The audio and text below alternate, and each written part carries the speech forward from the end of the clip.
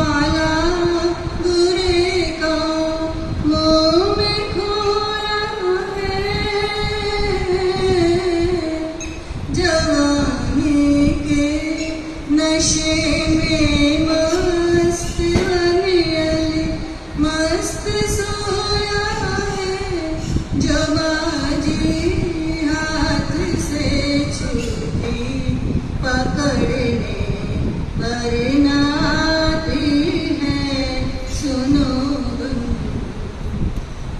सोए सद्भाग्य जागे है मिला है श्रेष्ठ मानव तन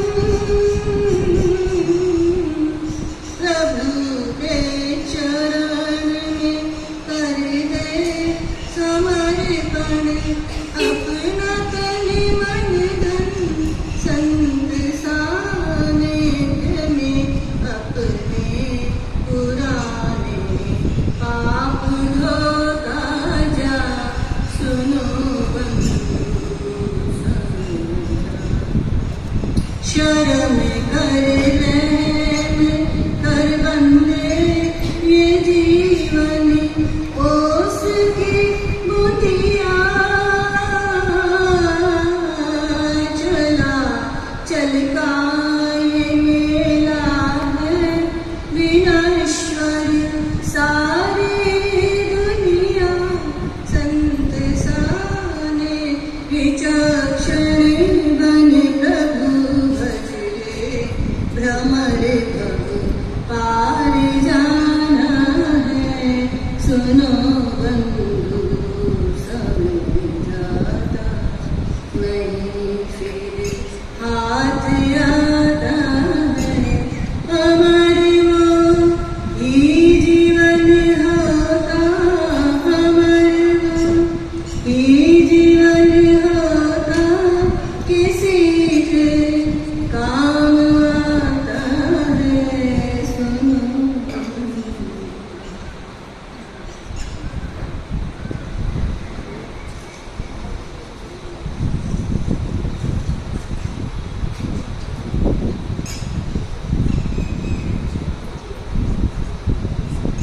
सिद्धाणम बुद्धाणम पार दयानम परम पर दयानम लोवद गो दयानम नमो दया सब सिद्धाणम इको भी नमस्कारो जिनवर वस्त्र हस्तबद्ध मानस संसार सागरो तारी नरम नारी अहो अहो श्री सद्गुरु करुणा सिंधु अपार आपा मर पर प्रभु करो अहो अहो उपकार अनंत शुद्धात्माओं को नमस्कार।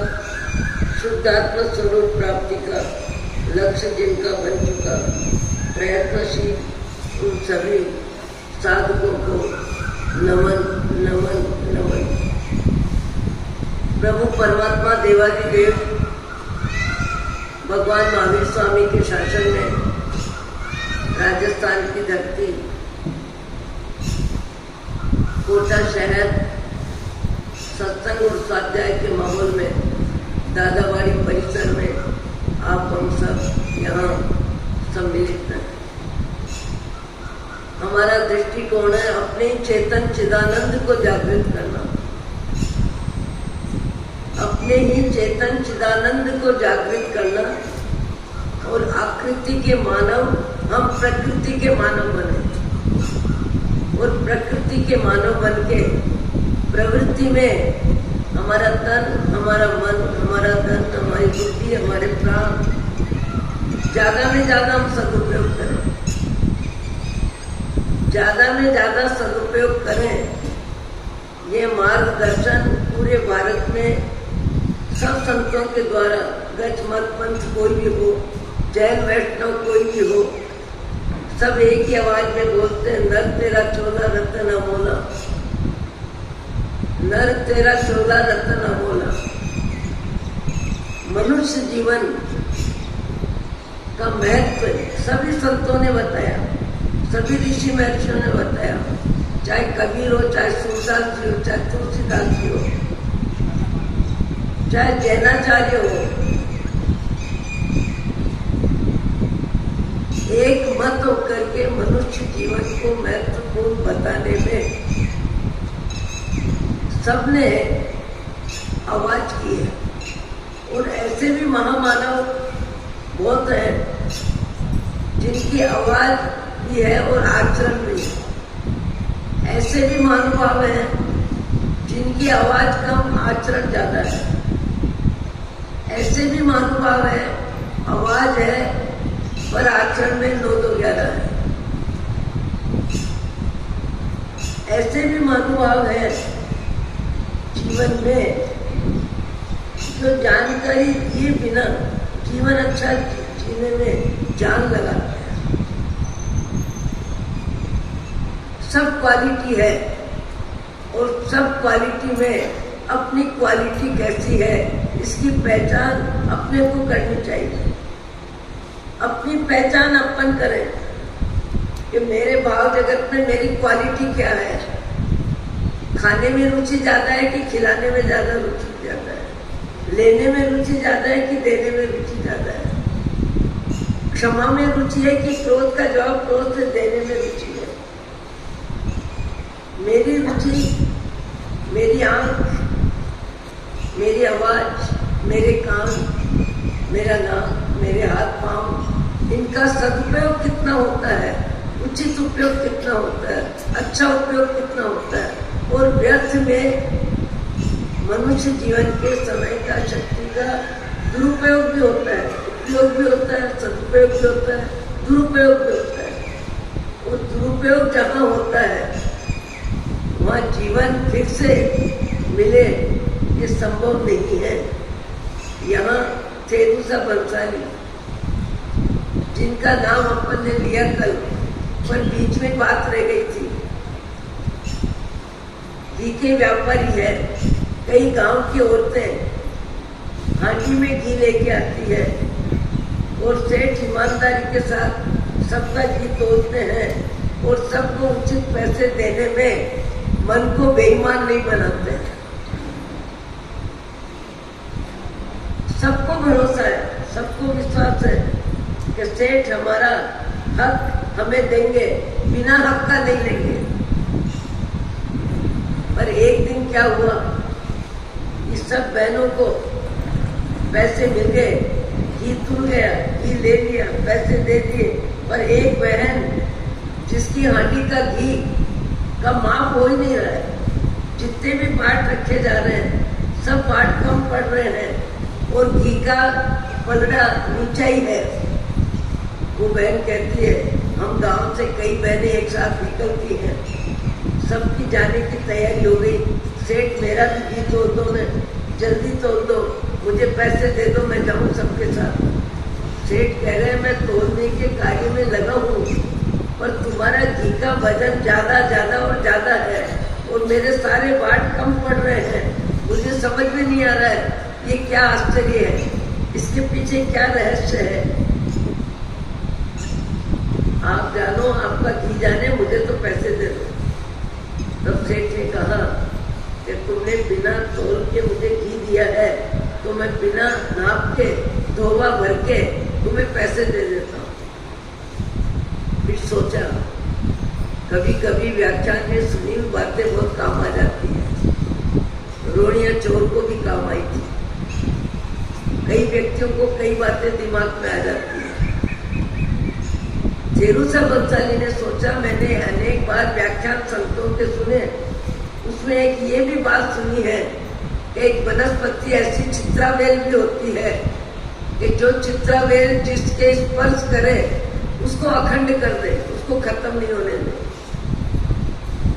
देखा कि नीचे इंडाली की जगह वनस्पति है और वो बहन कह रही है कि मैं भूल आई थी, मैंने रास्ते में चलते चलते एक बेल की पत्तियां तोड़ के इंडाली बना के ले आई। थेरेसा बंसाली को समझ में आ गया, कहीं कहीं प्रबल पुण्य का योग है, अर्थ लाभ का योग है। बिना परिश्रम के, बिना ख्वाहिश के, बिना इच्छा के प्रभु कृपा, गुरु कृपा या पुण्य का उदय जो भी कहे, ये लक्ष्मी का योग अनाप शनाप मिलेगा। ये चित्रावेल की शक्ति है, इसका सामर्थ्य है पर अब इसका उपयोग कैसे करना, उपयोग कैसे करना, मोह की जिंदगी में या परोपकार में, क्योंकि पुण्य से आई है, पुण्य से आई है। कोई परिश्रम नहीं किया, प्रयत्न नहीं किया, कोई ख्वाहिश नहीं थी, चाह भी नहीं थी, इसके बाद भी कुदरत ने, भाग्य ने, प्रभु कृपा, गुरु कृपा, जो भी बोल दो, ये शक्ति मेरे पास बिना प्रयत्न के आई है, पर पुण्य से आई है। तो ज्यादा अच्छा हो कि जिस रास्ते आई है उसी रास्ते इसका उपयोग करो। सोचा कि घर परिवार में, खाने में, पीने में, रहन सहन में सब जरूरतें शांति से पूरी हो रही है, अच्छे से पूरी हो रही है, कहीं कोई कमी नहीं है।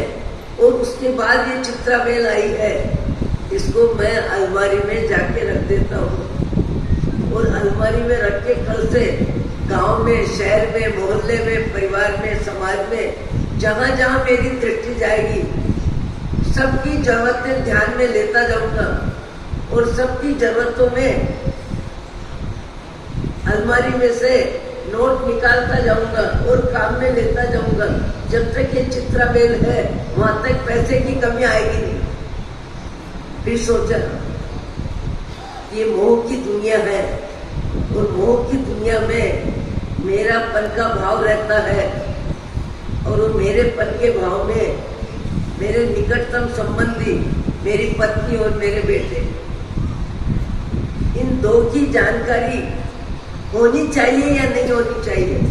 यदि इनकी जानकारी हो जाती है, इनको जानकारी हो जाती है और इनका लोभ, इनका मोह, इनकी आसक्ति मुझे मना करेगी, कहेगी ऐसी शक्ति आप संभाल के रखो, जिंदगी लंबी है, कभी काम आएगी। फेरूसा बंसाली ने सोचा ये मोह की जिंदगी में कितना भी मिले कभी कम नहीं होता है, कम नहीं लगता है। मुझे तो परोपकार के लिए ही इस शक्ति का उपयोग करना है, इस शक्ति का उपयोग परोपकार में ही करना है। ऐसी भी बुद्धि होती है कई व्यक्तियों की। ऐसे देखा जाए तो पैसे को भगवान ने 11वां प्राण कहा है, 11वां प्राण कहा है। 10 प्राण भी व्यक्ति परेशानी में डाल देता है पैसे के लिए। पैसा अपने आप में बहुत बड़ी ताकत है और इतनी ताकत आज के जमाने में तो और ज्यादा इसका महत्व है। फेरूसा बंसाली का व्यक्तित्व होगा, आंतरिक व्यक्तित्व होगा, मोह माया कम होगी, लोभ कषाय कम होगा।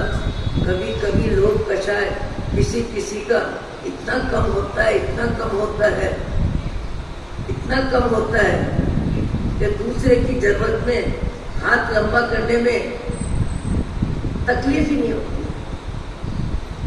ऐसे भी कई व्यक्ति देखे हैं, नाम पता बताए बिना, मैं एक का उल्लेख कर रही हूँ कि उनकी नाम पता बताना उचित नहीं है, लोग परिचित हो जाते हैं।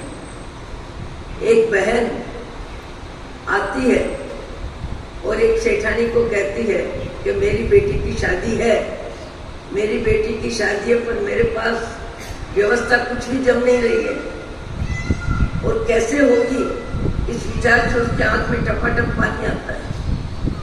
वो महिला कहती है अरे आंसू निकाल मत, आंसू निकालने की कोई जरूरत नहीं है, तेरी बेटी की शादी तो बात बात में हो जाएगी, इतनी सी व्यवस्था तो मैं दे दूंगी, मेरी बेटी की शादी होगी तब जोर आएगा, तुम्हारी बेटी की शादी में कोई तकलीफ नहीं है, तुम आंसू मत निकालो।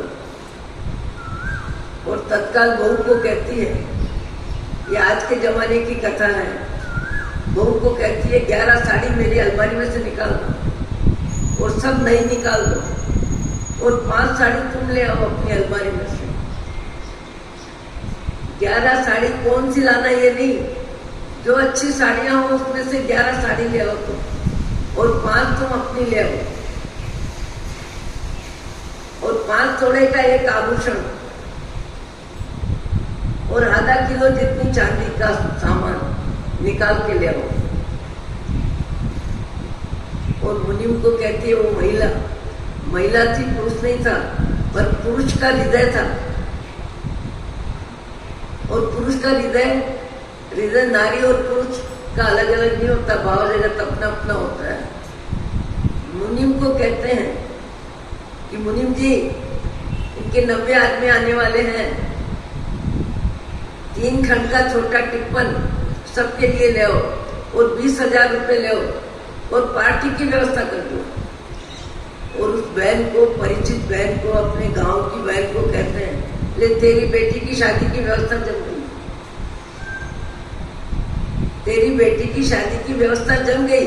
जमाने में लगा क्या, आटे में नमक जितना निकाला है मैंने, मेरे घर में परिग्रह जितना है, मैंने आटे में नमक जितना निकाला है, और नमक जितना निकाला उसमें तेरा काम हो गया, तेरी अशांति गई, तेरी अशांति गई, तेरा फिक्र खत्म हुआ, तू शांति की सांस ले। ऐसे भी कभी कभी कहीं कहीं आप जितने यहाँ बैठे हैं उनमें भी ऐसे व्यक्ति होंगे जो चुपचाप किसी के काम आए होंगे। ऐसे भी व्यक्ति होंगे जिन्होंने अच्छा काम किया होगा, पर अच्छा काम करने के बाद मैंने किया कहने के लिए मुंह नहीं खोला होगा। ऐसे भी व्यक्ति होते हैं कि अपने भाई बंधु को सहयोग देना है, पर देने में कहीं दूसरे के विचार दीवार न बन जाए, इसके लिए वो अपनी जबान को बंद रखते हैं। और सबसे ज्यादा घर के क्लेश में व्यक्ति डरता है, और सबसे ज्यादा परेशानी पैदा घर के सदस्य ही करते हैं, जिनको अधिकार अपना लगता है, जिनको परिवार अपना लगता है, जिनको पैसा अपना लगता है। तो ऐसी स्थिति में व्यक्ति परोपकार भी कभी कभी करता है तो बहुत संभल के करता है। कई व्यक्ति ऐसे होते हैं जिनकी परोपकार में रुचि नहीं है, पैसा बहुत है, अनाप शनाप है, वो चाहे उतना परोपकार कर सकते हैं, पर मन की इजाजत ही नहीं है। ऐसे एक सेठ अंदर कमरे में बैठे हैं, 1 महीने का हिसाब किताब, धन का ढेर पड़ा है, और धन का ढेर पड़ा है, और उस समय एक स्कूल के निर्माण में कार्य के लिए निकले हुए 4 व्यक्ति आ जाते हैं, और सेठ अंदर से कुंजी लगाना भूल जाते हैं, और जैसे वो आते हैं वैसे ही कमाड़ छड़ा सा खोला, और आने वाले सब खुश हो गए कि आज तो सेठ धन के ढेर के साथ मिल रहे हैं, आज तो अपने को स्कूल के लिए धन मिल ही जाएगा। सेठ को कहा, सेठ इस कार्य के लिए आए हैं, एक स्कूल बनाना है, एक कमरा आपकी तरफ से लिखाना है। अब सेठ सख्त पकाए, क्योंकि आंखों के सामने धन का ढेर पड़ा है, मना करूं तो कैसे करूं। फिर दिमाग घुमाया, अक्ल आई, और अक्ल आके क्या कहती है, अरे भाई तुम लोगों को मालूम है कि मुझे व्यापार में कितना लाभ होता है, अनाप शनाप लक्ष्मी आती है, मैंने पता नहीं बीते जीवन में कितना दिया होगा कि इतना आ रहा है कि मेरे से गिनना भी भारी पड़ रहा है। अब यदि और मैं दान दूंगा, यदि मैं और दान दूंगा तो पता नहीं फिर मुझे अगले भाव में कितना संभालना पड़ेगा। देखो बुद्धि को कब कैसे काम में लेता है व्यक्ति, बुद्धि का उपयोग कौन कैसे करता है, कितनी करता है, कैसे चालाकी चालबाजी होशियारी से अच्छे कार्य में लगने वाले तन मन धन को रुकावट करता है, और कैसे अपने मन को इजाजत देता है। अपने मन को जांचने के लिए सत्संग है, अपने मन को समझने के लिए सत्संग है। हम आकृति के इंसान, प्रकृति के इंसान बने, आया है सो जाएगा राजा रंग फकीर, सब जाने के लिए ही जन्मे हैं। योग है वहां वियोग है।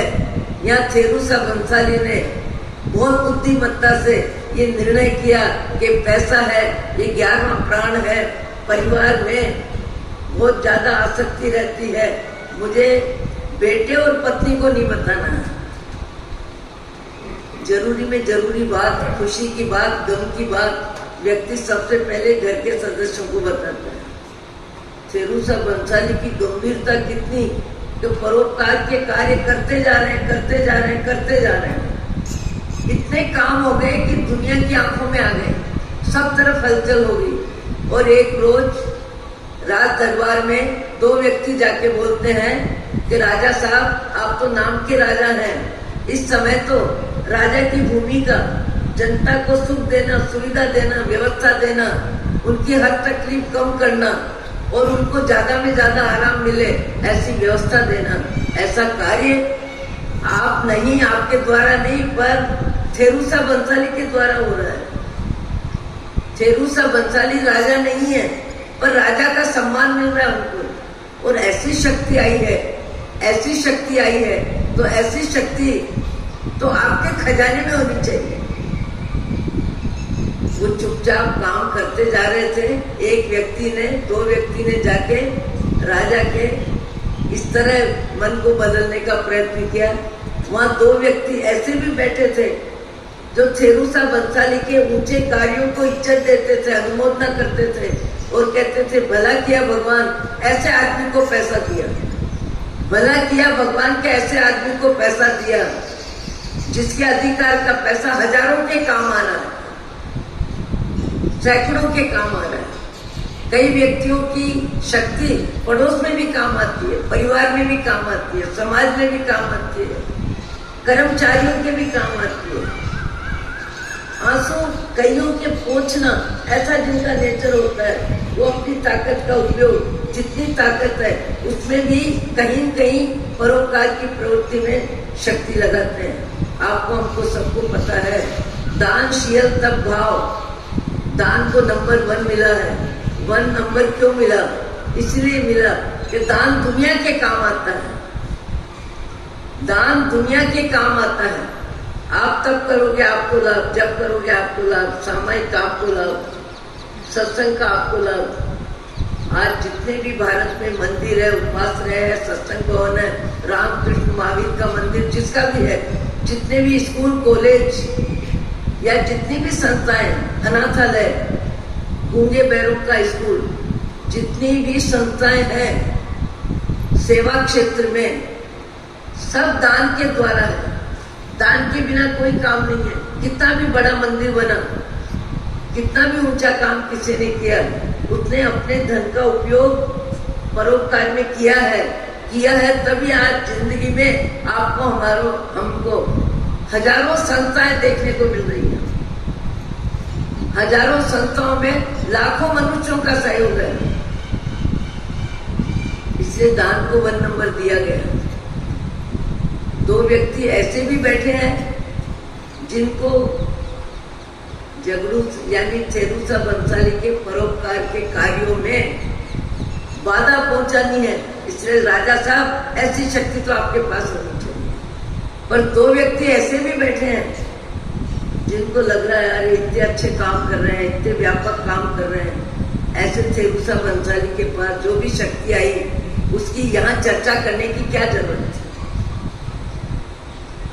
दूसरे दिन जाके थेरूसा बंसाली को कहा कि थेरूसा बंसाली, आपके बारे में राज दरबार में कल ऐसी चर्चा हो गई है और राजा साहब ने कहा है कि ये पैसा सरकार में आना चाहिए, राजा के भंडार में आना चाहिए, और वो थेरूसा बंसाली अच्छे इंसान है, सज्जन व्यक्ति है, दे देंगे, मुझे मना भी नहीं करेंगे। कल आपको आमंत्रण आने वाला है और आमंत्रण के साथ आपके पास जो शक्ति आई है, वो शक्ति राज दरबार में पहुंचे, ऐसी विचारधारा राजा साहब के भाव में बन गई है। थेरूसा बंसाली ने सोचा अब क्या करना चाहिए। ये राजा है, राज दरबार है, कब चढ़ाई कर दे, कब पैसे के अहम में क्या विपरीत वातावरण बना दे, क्या शक्ति का परिचय देके नरसंहार कर दे, दूसरों की जिंदगी में अशांति पैदा कर दे। ये पैसा है, उपकार भी बहुत करता है और नुकसान भी बहुत पहुंचा देता है। क्या करना चाहिए? और राजा साहब अपने जीवन में सही कार्य करेंगे तो भी उनके बेटे पोते पता नहीं क्या करेंगे। तो लक्ष्मी मेरे पास पुण्य से आई, मेरा विवेक, मेरा कर्तव्य, मेरी समझ इसी में है कि इसका उपयोग दुरुपयोग न हो, और राजा की शक्ति का तो कोई भरोसा नहीं है। इसलिए मुझे इस शक्ति के प्रति जितना उपकार हो सकता था, जितना परोपकार, जितने अच्छे कार्य कर लिए, पर मुझे अब इस शक्ति को अनर्थ में नहीं जाना देना है, भले व्यर्थ हो जाए। अनर्थ में जाने से व्यर्थ हो जाए। और ऐसा विचार करके प्रातःकाल परमात्मा का स्मरण करते हैं, नवकार मंत्र का जाप करते हैं और चिंतन करते हैं कि हे जीव, तेरा पुण्य प्रबल था, इसलिए लक्ष्मी का योग सहज बना और जितने अच्छे कार्य हो सकते थे हो गए, तुम निमित्त बन सकते थे बन गए। अब ये समय पलट रहा है, पलटने वाले समय में तुम्हारी आसक्ति नहीं होनी चाहिए, तुम्हारा अहंकार नहीं होना चाहिए। जैसे कल की हुई दी हुई किसी की चीज किसी को वापस देनी है, इसी तरह तुमको अब इस चित्रावेल को मिट्टी में ले जाके रख देना है, जिससे मिट्टी अनाप शनाप हो जाएगी। तो अनर्थ में जाने वाली शक्ति व्यर्थ भले हो जाए पर अनर्थ में न जाए। सवेरे उठ के दोरों की धरती जंगल जा रहे थे, पहले के जमाने में श्रावक भी जंगल जाते थे, लोटा लेके जा रहे हैं और अलमारी में से कल का पड़ा हुआ पेपर जैसे व्यक्ति उठाता है, वैसे अनासक्ति से बिना मोह माया के केवल परोपकार में जिन्होंने काम में ली, ऐसी शक्ति को चित्रावेल को लेके साथ चले जाते हैं और साथ जाने के बाद उसको जमीन में मिट्टी निकाल के डाल देते हैं और आ जाते हैं। राजा साहब का आमंत्रण आ गया, राजा साहब का आमंत्रण आ गया कि थेरूसा बंसाली को राज दरबार में राजा साहब ने बुलाया है। राजा साहब के आमंत्रण को स्वीकार करके चले भी गए और जाके कह दिया कि आपकी जो आज्ञा, राजा साहब ने सब बात बता दी कि मैंने सुना है, मैंने तुमने ऐसे ऐसे काम किए हैं और तुम्हारे पास कोई ऐसी शक्ति है, उस शक्ति का लाभ अब राज दरबार को मिलना चाहिए। थेरूसा बंसाली कहते हैं, मुझे झूठ बोलने का त्याग है, मैं आपके सामने जो स्थिति है वो प्रकट कर रहा हूँ। इस तरह से मेरे पास कोई शक्ति आई थी और अभी तक मैंने मोह की जिंदगी में पत्नी और बेटे के लिए एक पैसा काम में नहीं लिया और परोपकार में जितना कार्य हो सकता था मैंने किया। और कल मुझे ऐसा लगा कि जितने कार्य हो सकते थे हो गए। अब पता नहीं ये चित्रावेल जो सार्थक हो रही है कहीं अनर्थ में चल जाए, कहीं अहंकार में चल जाए, कहीं लड़ाई झगड़े में चल जाए, कहीं भी इसका परिणाम कुछ आ सकता है। मैंने मन ही मन विचार करके और उस चित्रावेल से जितने मुझे अच्छे काम करने थे मुझे लगा हो गए, तो मैं कल सवेरे, आज सवेरे जैसे जंगल गया, उस चित्रावेल को, उस शक्ति को लेके गया और मिट्टी खोद के उसको रख दिया। अब वो शक्ति मेरे पास नहीं है, ये सच्चाई है। और कहाँ रखी वो जगह भी मैं आपको बता सकता हूँ। राजा साहब कहने लगे, ऐसी शक्ति आई और उसका परोपकार में इतना उपयोग किया और उसको ले जाके रख दी। ये कैसा मानव होगा, कैसा महामानव होगा, इसमें अनासक्ति कितनी होगी, इसमें उदारता कितनी होगी। ये भगवान का सच्चे अर्थों में कई भक्त है। बोले अब तो तुमको बतानी पड़ेगी, अब तो बतानी पड़ेगी। बोले मैं चलता हूँ आपके साथ, आप कर्मचारी को भेज दें, जिनको भेजना चाहें, मैं जाता हूँ साथ और वो जगह बता देता हूँ। जगह बता भी दी, कर्मचारी पहुंच भी गए। मिट्टी का ढेर, मिट्टी का ढेर, मिट्टी का ढेर, मिट्टी निकलती जाती है, निकलती जाती है, निकलती जाती है। यहाँ तक कि कई व्यक्ति लग गए, सैकड़ों व्यक्ति लग गए, यहाँ तक कि राजा स्वयं पहुंच गए कि ये समस्या क्या है, इसके पीछे राज क्या है। ये मिट्टी मिट्टी निकलती जा रही है पर जो शक्ति मिलनी चाहिए वो नहीं मिल रही है। तब उस समय सेठ ने कहा, थेरूसा बंसाली ने, कि राजन, ये लक्ष्मी भाग्य की दास है, लक्ष्मी इंसान की नहीं है, भाग्य की दास है। भाग्य से मिली और भाग्य का सदुपयोग किया, पर आप तक आने में अब इसकी व्यवस्था आप देख रहे हो कि मिट्टी मिट्टी मिट्टी मिट्टी निकलती जा रही है और मिट्टी का खर्च और भारी पड़ रहा है। कितने कर्मचारियों को पैसे देने पड़ रहे हैं, कितनों का पसीना निकल रहा है, गाड़े भर भर की मिट्टी निकल गई, पर उसका खर्च और महंगा पड़ गया और मिला कुछ भी नहीं। तब थेरेसा भंसाली ने कहा, ये लक्ष्मी इंसान की दास नहीं है, भाग्य की दास है, और भाग्य अच्छे कार्यों से बनता है, और अच्छे कार्यों से भाग्य जो बनाता है उसके जीवन में परोपकार में रुचि होती है, परोपकार में प्रसन्नता होती है, किसी के आंसू पोंछने में व्यक्ति आनंद का अनुभव करता है। जीवन में ऐसा समय जब जिसके जीवन में आवे तब उस व्यक्ति का एक भाव जगत होना चाहिए।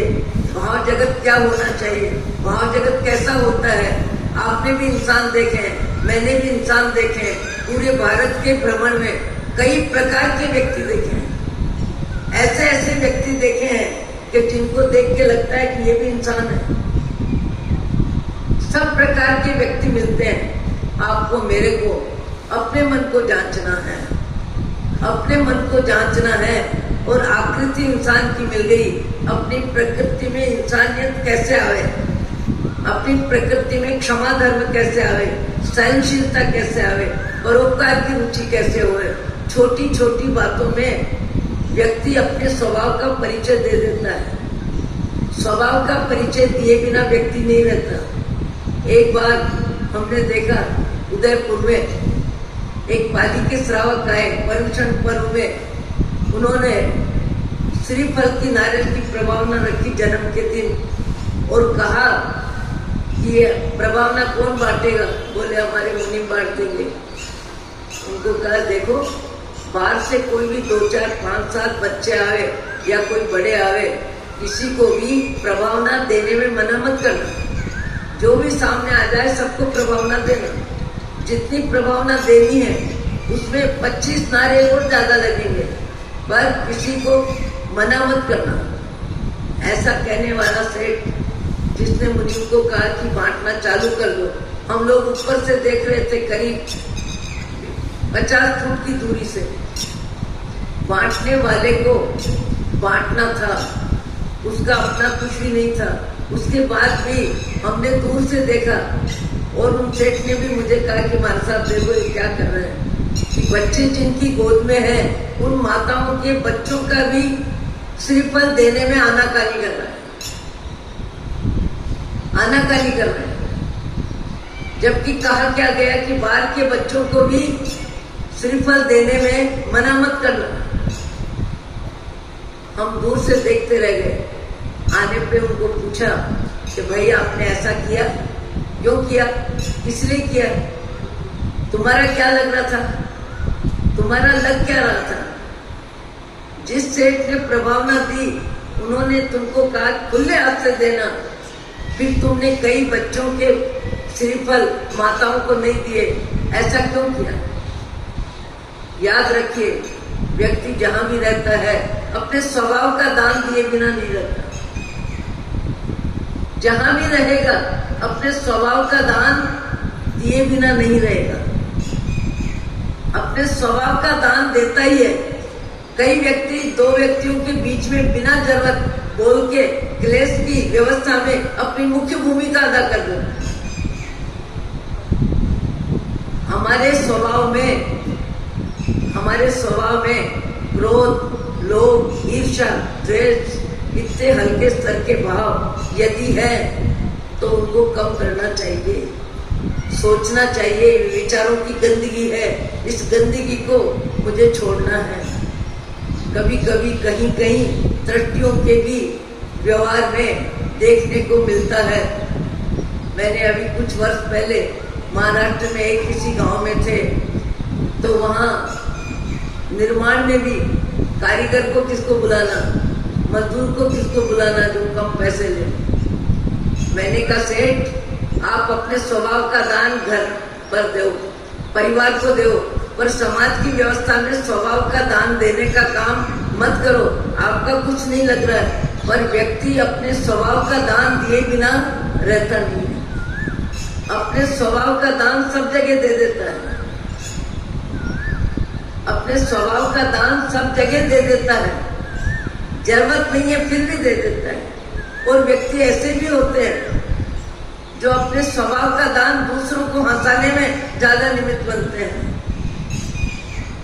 आज के समय में दान की प्रवृत्ति खूब है, बहुत हो रही है, बहुत भवन भी अच्छे बन रहे हैं, उपाश्रय भी अच्छे बन रहे हैं, मंदिर भी अच्छे बन रहे हैं, पर समाज में, समाज की जरूरत में आज मध्यम वर्ग लगभग 20%, 25%, हर समाज में 20-25% लोग बहुत तकलीफ में हैं।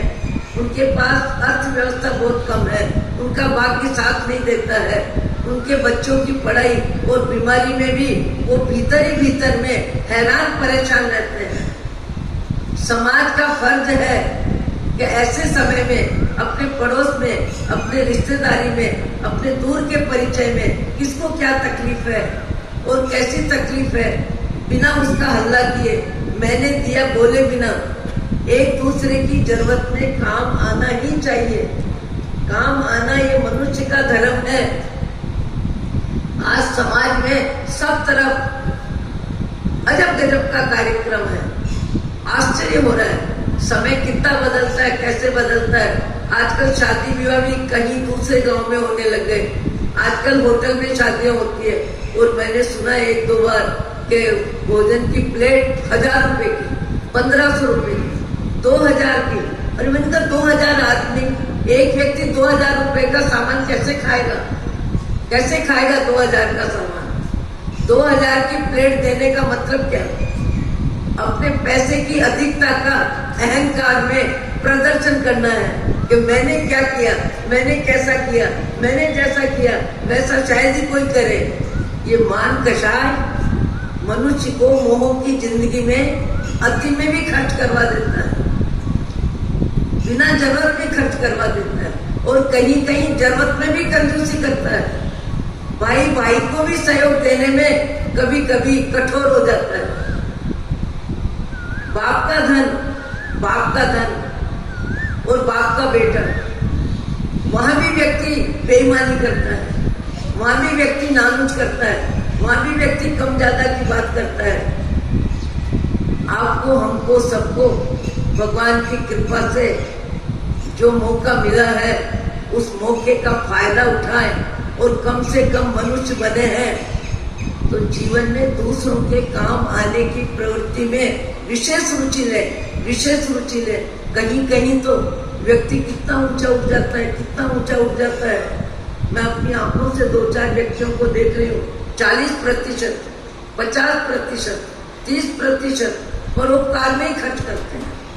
कुछ व्यक्ति ऐसे भी हैं जो अपनी जरूरत की कटौती करते हैं, अपनी जरूरत की कटौती करते हैं और दूसरे की जरूरत में हाथ लंबा करते हैं। मैंने एक महानुभाव को पूछा, अजमेर में अध्यापक की लाइन थी, लिमिट में पैसे मिलते थे, सवेरे उठ के वृद्धाश्रम में जाना, फल लेके जाना, सबकी साथा पूछना, सबसे बात करना, एक एक फल सबको देना, और आने से पहले लोग उत्साहित रहते थे, कामुक व्यक्ति आएगा हम सबको फल देके जाएंगे। रात्रि में बच्चों को धार्मिक संस्कार देने के लिए उपाश्रय में बैठना और बड़े प्रेम से धार्मिक संस्कार इस तरह से दे कि नहीं लेने वाले बच्चे भी ले लें, फिर उनको प्रोत्साहन में कुछ दे दे पारितोषिक। ऐसे व्यक्ति को मैंने देखा तो मैंने कहा और तो सब बात ठीक है, पर आपके जीवन में परोपकार तो है, पर प्रकृति में इतनी शांति कैसे है? प्रकृति में इतनी शांति कैसे है? बोले अशांति का काम क्या? मैंने कहा अशांति का काम क्या? अशांति के तो सैकड़ों निमित्त है, कई निमित्त है। कभी निमित्त कोई भी खड़ा हो जाता है, किस समय शांति भंग हो जाती है, क्लेश का वातावरण बन जाता है, आंसू निकल जाता है, व्यक्ति नाराज हो जाता है कि महाराज मेरे जीवन में मैंने एक संकल्प किया है और वो संकल्प मैं पूरी ताकत से निभाता हूँ। मेरा संकल्प एक ही है कि अपने जीवन में जिसके प्रति जो फर्ज बनता है उस फर्ज को पूरा करने में समय लंबा नहीं करना, उपेक्षा नहीं करना, उस जरूरत पूरी करने में अपनी ताकत जितनी है उसका उपयोग करने में विलंब नहीं करना। और अपने जीवन में मेरे को क्या किसने दिया, कितना दिया, नहीं दिया, मेरे पास दो ही शब्द है कि मुझे जीवन में किसी से अपेक्षा नहीं करना है। मुझे जीवन में किसी से अपेक्षा नहीं करना है और मेरे फर्ज में मुझे उपेक्षा नहीं करना है। मेरा फर्ज, मेरा कर्तव्य, मेरे जीवन में जिसके प्रति जो है उसमें मुझे उपेक्षा नहीं करना है। और मेरे प्रति किसका क्या व्यवहार है, कौन क्या देता है, कौन कैसा व्यवहार करता है, इसको लेके मैंने एक ही संकल्प किया भगवान के चरणों में, भगवान मुझे सद्बुद्धि दो कि मैं दूसरों से अपेक्षा न करूं, दूसरों से अपेक्षा न करूं। महाराज अपेक्षा नहीं तो अशांति क्यों होगी? अपेक्षा जितनी अशांति उतनी ज्यादा। कई व्यक्ति चलते फिरते भी अपेक्षा कर लेते हैं। अरे ये व्यक्ति मिला, मेरी तरफ देखा ही नहीं, मुझे प्रणाम ही नहीं किया। अरे आपको क्या जरूरत पड़ी कि प्रणाम किया कि नहीं किया, देखा कि नहीं देखा? कई व्यक्ति बिना कारण अशांति मोल ले लेते हैं। अरे नए सेठ बन गए, अभी इनकी बात अलग है, मैं इतना परिचित हूँ, मेरी तरफ देखने की फुर्सत नहीं है। अभी अपेक्षा नहीं तो क्या है? व्यक्ति जितना सामान्य होगा उसके भाव जगत में अपेक्षा उतनी ज्यादा होगी। व्यक्ति का मन जितना ऊंचा होगा, जितना निर्मल होगा, जितना अच्छा होगा, जितनी अनासक्ति होगी, जितनी उदारता होगी, उस व्यक्ति के जीवन में अपेक्षा उतनी ही कम होगी। उस व्यक्ति को मैंने जीवन में काफी देखा। गुरुदेव विचक्षण सिंह जी महाराज के चरणों में आने की उनकी विशेष प्रवृत्ति रहती थी। एक बार गुरुवर्या का तो देवलोक हो गया, बड़ौदा चातुर्मास था मेरा, मैंने उनको देखा, वो आए और आने के बाद उनका बेटा 10-15 किलोमीटर दूर से आया। वो फैक्ट्री का मालिक था, अच्छा कमाने में आगे निकल गया, बहुत अच्छे व्यक्ति की उसकी पहचान, उसके बारे में लोगों की सोच भी अच्छी। वो व्यक्ति आया और कहने लगा पिताजी आप चलिए, 8 दिन तो कम से कम आपको वहां रहना ही है, 8 दिन तो मुझे सेवा का मौका देना ही है। इतना आग्रह, इतना आग्रह, इतना आग्रह। मैंने कहा आप बेटे का इतना मन है, बेटे का उत्साह है, आप जाने की बात क्यों नहीं करते? मैं जाऊंगा महाराज, 1 रोज के लिए जाऊंगा। मैंने कहा 10 दिन रहने में क्या दिक्कत है, की जरूरत क्या है? मैंने कहा आपका दृष्टिकोण क्या है? बोले महाराज मैं संसार में रहते हुए संसार से निवृत्त होना चाहता हूँ। संसार में रहते हुए 1,84 योनि के परिभ्रमण से मुक्त होना चाहता हूँ। मैं संसार में रहते हुए संसार को जो देना है, जो फर्ज है, जो कर्तव्य है, मुझे देना और देना है। पर अब मुझे संसार में रहने के लिए किसी से कुछ लेना नहीं है। मुझे किसी से कुछ लेना नहीं है, इसलिए कि मुझे संसार में रहना नहीं है। संसार पुण्य पाप का मेला है, लेन देन व्यवहार दुनिया में चलता है, ये राग द्वेष का बाजा है, बजता रहेगा। मुझे राग द्वेष के बाजे से अपने को मुक्त होना है। इसलिए मैंने कहा बेटे की आपने इतनी व्यवस्था दी, सब कुछ किया, उसके लिए ऐसा कि मैंने एक शब्द आपको बोला, मुझे अब जीवन में किसी से भी उपकृत नहीं होना है। शब्द क्या है? अब मुझे जीवन में किसी से भी उपकृत नहीं होना है। मुझे संसार में जो देना है, जितना देना है, केवल चुकाना ही चुकाना है, लेना नहीं है। इसलिए मुझे अब जन्म मरण के क्रम से नहीं गुजरना है, पशु पक्षी की जिंदगी में नहीं जाना है, ढोर ढांडा नहीं बनना है। मैं ईश्वर तुल्य आत्मा हूँ। मुझे उस स्थिति को पाने में मनुष्य भाव का बचा हुआ समय मुझे पूरी ताकत से लगाना है। मुझे उपकृत नहीं होना है, किसी से उपकृत नहीं होना है, किसी से कुछ लेना नहीं है। कैसा मन होगा, व्यक्ति में कितनी निश्चिंतता होगी। अपेक्षा नाम, अपेक्षा शब्द जीवन में गौण कर दिया। अपेक्षा शब्द जीवन में गौण करना बहुत ऊंची बात है, बहुत अच्छी बात है। बिना मान कषाय, मान कषाय जब तक व्यक्ति के जीवन में है, वहां तक अपेक्षा से अपने को अलग कर ही नहीं सकता है, अपेक्षा से अलग कर ही नहीं सकेगा। और जीवन कभी कभी बदलता है। कैसे बदलता है, कितना ज्यादा बदलता है, कितना जल्दी बदलता है।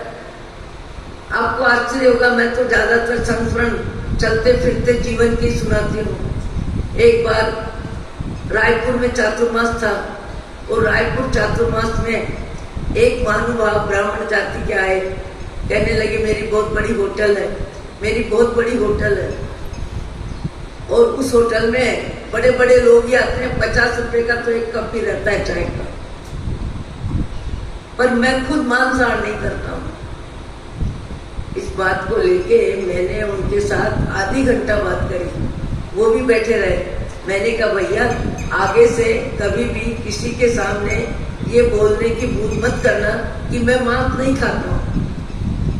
तुम तड़फड़ा के जीवों की हिंसा, तुम्हारी होटल में कितने व्यक्ति आते हैं, कितने क्या भोजन करते हैं, तुमको पता है?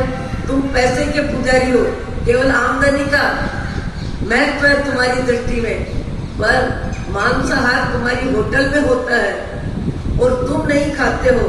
ये शब्द किसी के सामने नहीं बोलो तो ज्यादा अच्छा है, क्योंकि तुम्हारे शब्द बोलने की कोई कीमत नहीं है। तुम खा के क्या खाओगे और खिला के कितना खिलाते? अहिंसा की चर्चा जिस तरह हुई, जितनी हुई कि तुम पैसे के पुजारी जीवों का किस तरह से नरसंहार, मनुष्यों की तरह पशुओं का संहार कर रहे हो, सारी बात हुई। बात होने के बाद 3, 4, 5 वर्ष में मुझे फिर जाने का मौका मिला, तब उस व्यक्ति फिर आया, वो व्यक्ति, और मुझे कहने लगा कि महाराज आप मेरी होटल में चलो। मैंने कहा तो है कि साधु जैन होटल में उतरता भी नहीं, होटल की कोई चीज खाता भी नहीं, होटल की कोई चीज उनको बैठाता भी नहीं महाराज आप होटल में चलो। मैंने कहा होटल में साधु नहीं जाता, मैंने कितनी बार बोले नहीं, अब उसका नाम अरिहंत आहार है। मैंने 2 बरस तो बहुत तकलीफ पाई, पर मेरे विचारों में अहिंसा के भाव इतने तीव्र हो गए कि मैंने नुकसान भोग के भी अपने होटल को शुद्ध शाकाहारी बनाया, और ऐसा बनाया कि रोगी भी, कोई शुगर वाला, कोई हार्ट वाला पेशेंट को वैसी व्यवस्था मिले, और यहाँ तक कि मेरे कर्मचारी भी सिगरेट तंबाकू पीने वाले नहीं। इतना परिवर्तन किया उस व्यक्ति ने अपने जीवन में। कौन व्यक्ति कहाँ से कहाँ उठ सकता है। फिर मुझे तीसरी बार जाने का योग मिला, तब मैंने पूछा क्या हाल है, तो कहने लगा महाराज जीवन में जितने पाप किए उन पाप का प्रायश्चित करके मुझे इसी भाव में सारे पाप खत्म करना है, इसलिए मैंने अब होटल बंद कर दी है, और होटल में जितनी कमाई हुई मुझे वो सारी कमाई मैं जरूरतमंद मनुष्यों के लिए, अंधों का स्कूल, गूंगे बहरों का स्कूल, मंदमती का स्कूल, जरूरतमंद का जो भी जीव है उनकी व्यवस्था में, उनकी संस्थाओं में जो मैंने कमाया है उस पैसे को प्रायश्चित के रूप में दे रहा हूँ, प्रायश्चित के रूप में उस पैसे को दे रहा हूँ। जितना कमाया, जो कमाया, सब का सब मुझे देना है, क्योंकि मेरा प्रायश्चित होना ही चाहिए, जिससे मेरे को अगले जन्म में पशु न बनना पड़े। फिर मेरा 5वीं बार जाना पड़ा। अभी मैंने देखा स्वामी रामकृष्ण परमहंस की संस्था में एक संत साधक है जिनसे हमारा बहुत अच्छा संपर्क भी है,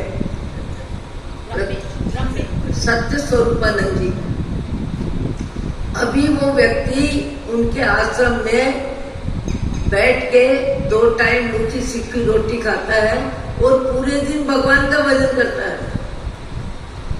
बोले प्रायश्चित की गति मेरी बढ़ते बढ़ते अब यहाँ तक आ गई है कि मुझे किसी से कुछ लेना नहीं, किसी को कुछ देना नहीं, और मैंने पाप के प्रायश्चित में भगवान का स्मरण ले लिया है। और 2 टाइम आश्रम में जो रूखी सूखी रोटी मिले वो खाता हूँ। कहने का मेरा मतलब है, कोई कोई व्यक्ति बोलने से कुछ नहीं होता, पर कभी कभी कोई कोई व्यक्ति अपने जीवन को एक ही जीवन में कितना ऊपर उठाता है। लोभ भी खत्म, ईर्ष्या खत्म, द्वेष खत्म, चाहिए चाहिए चाहिए का भाव ही खत्म हो गया। और चाहिए चाहिए का भाव खत्म होने के बाद मैंने कहा भैया तुम्हारी पात्रता, तुम्हारी योग्यता कितनी ज्यादा विकसित हो गई। मैं तुमको जो भी बात बोली उसकी कोई कीमत नहीं है, तुमने जो काम में ली उसकी कीमत है। आज तो मेरी आत्मा तुमको प्रणाम करती है, मेरी आत्मा तुमको प्रणाम करती है कि तुमने अपने जीवन को कितना ऊपर उठा लिया। पैसे का महत्व खत्म, सुख सुविधा का महत्व खत्म, चाहिए चाहिए की विचारधारा खत्म। कहाँ कैसी होटल चलाने वाला और कहाँ रूखी सूखी रोटी खाके आश्रम में बैठा है, केवल परमात्मा का भजन। स्वामी रामकृष्ण परमहंस उस संस्था में बैठे हैं। उस संस्था में जैन समाज के भी एक बहुत ऊंचे संत हो गए, जो किसी समय इंदौर में डॉक्टर के बेटे थे और अशोक नाम था। स्वामी ब्रह्मेश के नाम पर अभी वो वहां भी जीवन जी रहे हैं, उनका भी संपर्क है। पर उस व्यक्ति के बारे में मैंने जो परिवर्तन देखा, परिवर्तन परिवर्तन परिवर्तन, और कितना परिवर्तन, कैसा परिवर्तन, सोच के भी आदमी हैरान हो जाए। ऐसा परिवर्तन कि सांस में वो व्यक्ति अपने जीवन में पापों का नाश कर रहा है। हम जितने अच्छे विचार सुनते हैं उन विचारों में आंशिक भी विचार हमारे अच्छे काम में आ जाए, बोलने वाले के भी काम में आवे और सुनने वाले के भी काम में आवे, तो आपका हमारा सत्संग सफल होगा, मनुष्य जीवन सार्थक होगा। पशु गति से छुट्टी मिलेगी, नहीं तिरंज गति में जाने के बाद कुछ मिलने वाला नहीं है, जो है सब चला जाएगा। आपको मेरे को ऊंचे अच्छे विचार सुनने में रुचि बननी चाहिए। और अपने मन को बार बार मैं एक ही बात बोलती हूँ, आप अपने मन को जांचें, मैं मेरे मन को जांचूं। अपने मन की गंदगी, अपने मन की ईर्ष्या, अपने मन का द्वेष, अपनी मन की प्रतिस्पर्धा, अपने मन की जाहो जलाली में इतराना, आंख ऊंची करना, पुण्य को पचाना, पाप को पचाना, ये सच्चे भक्त का हृदय होता है। सच्चा धर्मी व्यक्ति पुण्य को भी पचाता है, पाप को भी पचाता है। मैंने ऐसा व्यक्ति देखा, ये कह रहे थे 5 मिनट घड़ी आगे है। मैंने ऐसा व्यक्ति देखा, सत्संग के बाद जंगल जा रहे थे, करीब 1-12 जो भी समय होगा याद नहीं है। जंगल जाते हुए एक बात साहब जो सत्संग में आके बैठते थे, उनका गेट खुला था, वो पौड़ी में ही बैठे थे। मेरा ध्यान गया, मैं अंदर गई। अंदर जाके मैंने बा साहब को कहा, बा साहब धर्मलाल। हाँ माता जी धर्मलाल। वो ब्राह्मण थे कि अग्रवाल थे कि शिव दिगंबर मुझे पता नहीं। मैंने कहा बा साहब क्या कर रहे हो, बा साहब क्या कर रहे हो। बा साहब बैठे हैं, सूखी रोटी है, पानी का लोटा है, बूढ़ा शरीर है, दांत है नहीं, और उसके बाद वो भोजन कर रहे हैं। मैंने कहा बा साहब क्या कर रहे हैं। महाराज कुछ नहीं कर रहा हूँ, जो काम दांत नहीं करते वो काम हाथ से कर रहा हूँ। चेहरे पे फर्क नहीं, आवाज में अशांति नहीं, परिवार की व्यवस्था में उनके भाव जगत का अवमूल्यांकन करने की विचारधारा नहीं, दूसरों का अवमूल्यांकन करने की विचारधारा खत्म करना सामान्य बात नहीं है। मैंने कहा बा साहब क्या कर रहे हो। बोले महाराज बूढ़ी गाय को सूखा घास मिल जाए वो भी बहुत है। जब मैंने ज्यादा पूछा क्या खा रहे हो, कैसे खा रहे हो, तो बोले बूढ़ी गाय को सूखा घास भी मिल जाए वो भी बहुत है। मैं जिस परिस्थिति में हूँ, परमात्मा के स्मरण में आनंद में हूँ। काया तो काया है, काया तो नाशवान है। एक दिन 3.5 हाथ जगह मांगेगी और फगाफक परिवार जाके इस शरीर को राख में बदल देगा। इस शरीर का मोह क्या करना, कितना करना, करने का लाभ क्या, करने का फायदा क्या, बताओ। पद यात्री को कैसे कैसे व्यक्ति मिलते हैं, कैसे कैसे ऊपर उठने वाले व्यक्ति मिलते हैं। और ऐसे व्यक्तियों को भले मैं व्यवहार से प्रणाम न करूं, पर मन से मेरा प्रणाम बार बार होता है ऐसे व्यक्तियों को। वो प्रणम्य है, वो प्रणाम लेने लायक है, और मेरा जैसा जीव प्रणाम करने लायक है।